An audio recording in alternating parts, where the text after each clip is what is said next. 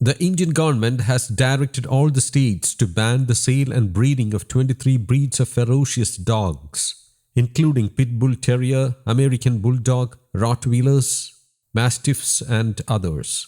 The decision has been taken amid rising instances of dog attacks.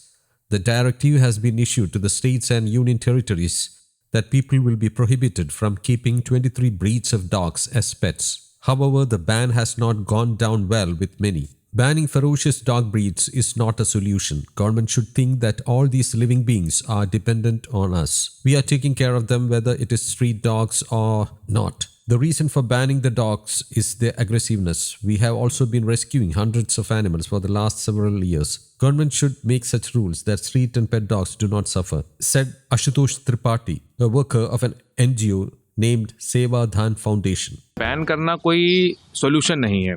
सबसे पहले सरकार को ये सोचना चाहिए कि ये जितने भी जीव हैं ये हम सब पर ही निर्भर हैं और हम सब ही इनका पालन पोषण कर रहे हैं, अब वो गली के हों या वो पालतू हों। और डॉग का जो बैन करने का रीज़न है वो उसका एग्रेसिवनेस बताया जा रहा है, पर हम भी पिछले कई सालों से सैकड़ों जानवरों को रेस्क्यू कर चुके हैं, जिसमें स्ट्रीट डॉग के साथ हमारे पास पेट डॉग्स भी आते हैं।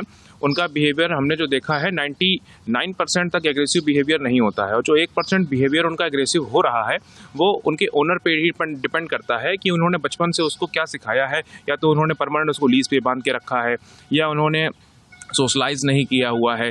तो ये जो ओनर हैं उन पर ही डिपेंड करता है कि वो अपने डॉग्स को किस तरीके से बनाना चाह रहे हैं। और हम भी हैं एक साधारण से कोई इंसान है, अगर वो कितना भी सीधा हो, बार बार उसको किसी चीज़ के लिए पिंच किया जाएगा तो उसका भी बिहेवियर चेंज हो ही जाएगा। It is a wrong step. Government should have checked that if there is one criminal in one locality, then the entire locality should not have been punished. Banning is not a solution.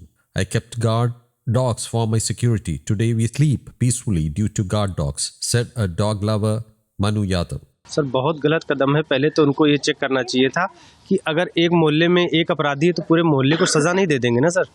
और अभी government ने, supreme court ने एक आदेश पारित किया था 2002 में, article 429, 428, किसी भी डॉग्स को कहीं से हटाया नहीं जा सकता, और प्लस उनको जो ये न्यूट्रल कर रहे हैं, न्यूट्रल नहीं कर सकते हैं, सबको समान अधिकार का आदेश दिया था। उसके बावजूद अगर ये आदेश करें बैन करना कोई सोल्यूशन नहीं। मुझे अगर सुरक्षा चाहिए तो मैंने गार्ड डॉग्स पाल रखे हैं, तो मुझे सुरक्षा कौन देगा? हर घर के आगे कोई पुलिस वाला तो नहीं खड़ा होगा। आज हम लोग अगर अच्छी नींद सोते हैं तो इन गार्ड डॉग्स की वजह से सोते हैं कि ये गार्ड डॉग्स मेरे घर के बाहर खड़े, मेरे घर के अंदर हैं, मैं जान रहा हूँ कि कोई भी बात होगी तो ये पहले मेरे लिए लड़ेंगे। तो अगर कल को मेरे साथ कोई हरकत होती है तो कौन जिम्मेदार है उसका, ये बताइए आप। क्या लगता है आपको गवर्नमेंट को बहुत सर सोचना चाहिए। किसी एक व्यक्ति की शिकायत करने पे पूरे मोहल्ले को नहीं सजा देनी चाहिए। उन्होंने पूरे डॉग्स को बैन कर दिया। News Desk, Kaumudy Global.